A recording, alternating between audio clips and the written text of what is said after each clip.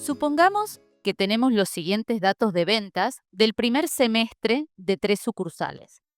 Como muchos de ustedes ya saben, Power BI realiza los cálculos a nivel de columna.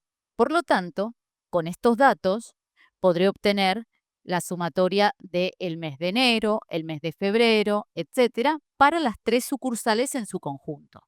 Pero el problema se encuentra en que cuando queremos calcular el acumulado de enero, febrero, marzo, etcétera, tenemos que hacer un cálculo que nos sumarice los totales. Y además, a medida que pasen los meses y se agregue julio, agosto, etcétera, deberemos ir adaptando el cálculo tantas veces como meses agregue, ya que los meses están dispuestos en columnas diferentes para cada uno. Los que ya estén acostumbrados a trabajar con Power BI saben que justamente el gran valor que nos brinda Power BI es automatizar nuestros datos de forma tal que si en nuestro ejemplo se agregan meses, esto no suponga ninguna modificación manual. Por eso, deberemos realizar las transformaciones necesarias para pasar de esta tabla, tal y como la traen nuestros datos, a un modelo tabular, que va a ser nuestro modelo objetivo. El modelo tabular está caracterizado por tener columnas que representan sus atributos y filas que contendrán los valores individuales de cada atributo. Por lo tanto, al finalizar nuestra transformación, los datos deberían tener el siguiente aspecto, donde, como les mencionaba, tenemos en este caso 3 columnas de atributos y en sus filas encontramos los valores correspondientes a cada uno de ellos. Como les he comentado, Power BI trabaja a nivel de columna y teniendo los datos de esta forma, al agregar julio, agosto, septiembre, etcétera, los datos se estarán agregando a la tabla automáticamente sin problema.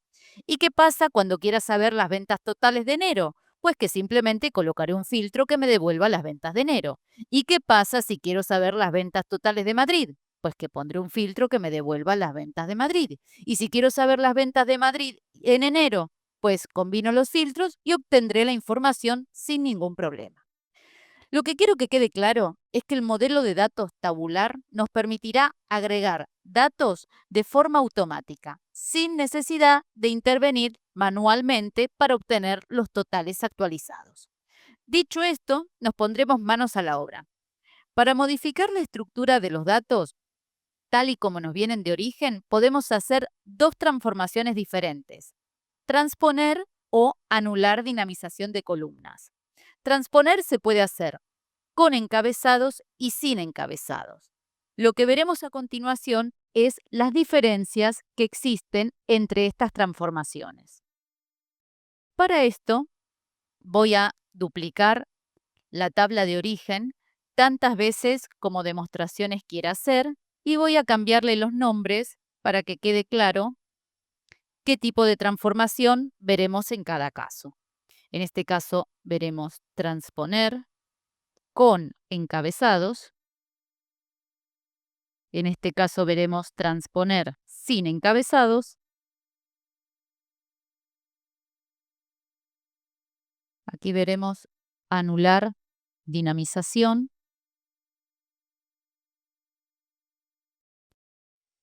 de columna. Y de esta duplicaremos también, ya que hay algunas variantes que les voy a mostrar de la anulación de dinamización de columnas.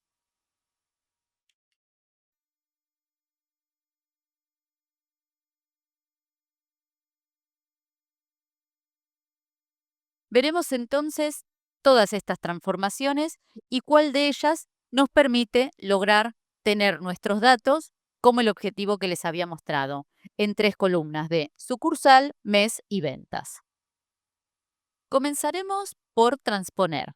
Transponer significa, les voy a mostrar aquí una representación para que sea más fácil, significa que lo que tengo en las columnas lo pondré como filas y lo que tengo en las filas lo pondré como columnas.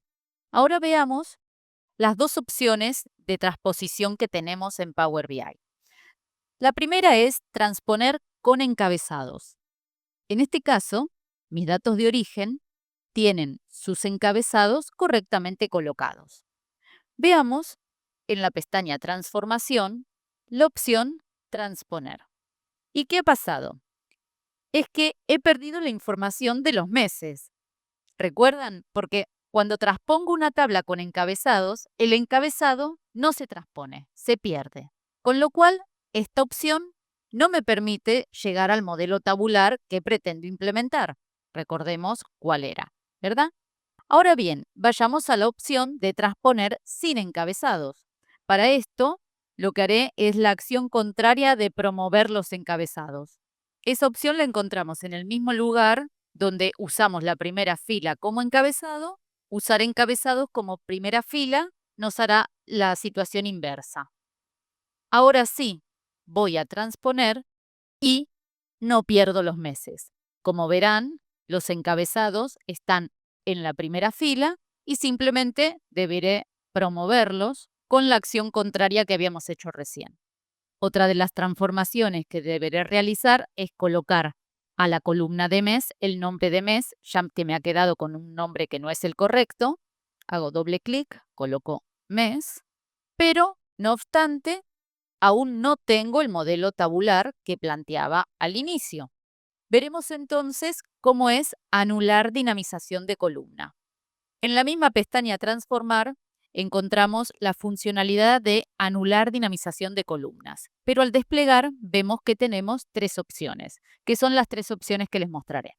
Para anular la dinamización de columnas con la primera opción que nos ofrece Power BI, debo indicar sobre qué columnas quiero aplicar la funcionalidad. En este caso voy a seleccionar enero y con Shift apretado iré hasta el final de la tabla porque quiero todos estos meses. Ahora sí, voy a la opción anular dinamización de columnas y obtengo los datos como los quería en mi objetivo. Deberé cambiar los nombres de las columnas para que sean los correctos. En este caso, sucursal está bien. Cambiaré el nombre de atributo por mes y cambiaré el nombre de valor por ventas. Y ya tengo la tabla en el formato tabular que pretendía. Ahora veremos la siguiente opción, que es anular dinamización de otras columnas. Para este ejemplo, he agregado la columna gerente para que se entienda mejor esta funcionalidad. Lo que debo hacer es seleccionar las columnas que se deben quedar como están. En este caso, gerente y sucursal. Voy a la opción de anular dinamización de otras columnas y obtengo justamente la dinamización de los meses y de las ventas. Simplemente debo nuevamente renombrar y ya tengo mi tabla como la quería en el objetivo. Solo que en este caso, para que se entendiera el ejemplo, he agregado la columna gerente.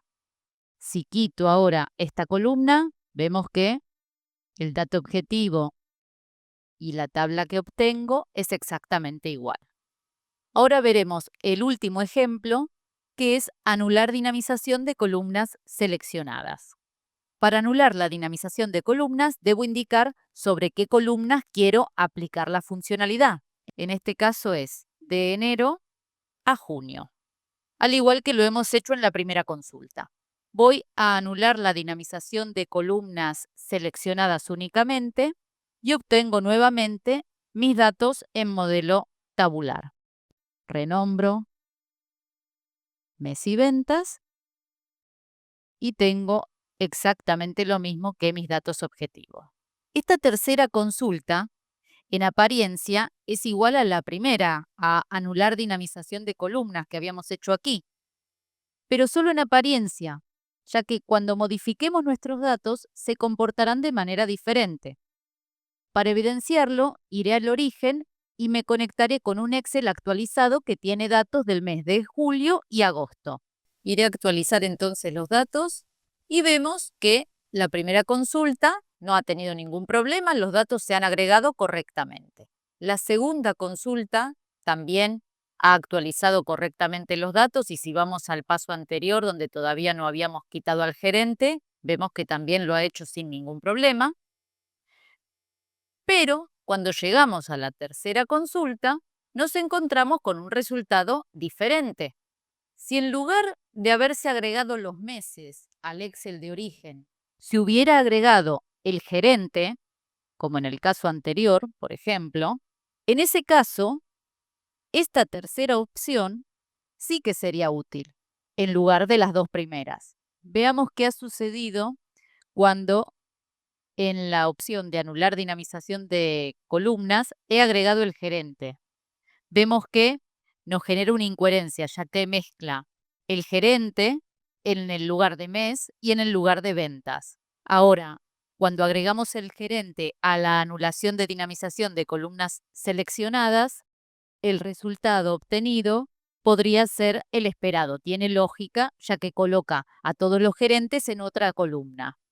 Con lo cual, el método a utilizar dependerá de qué transformaciones vayan a sufrir los datos a futuro y qué necesidades tengamos de acuerdo al modelo y a los datos con los que estemos trabajando.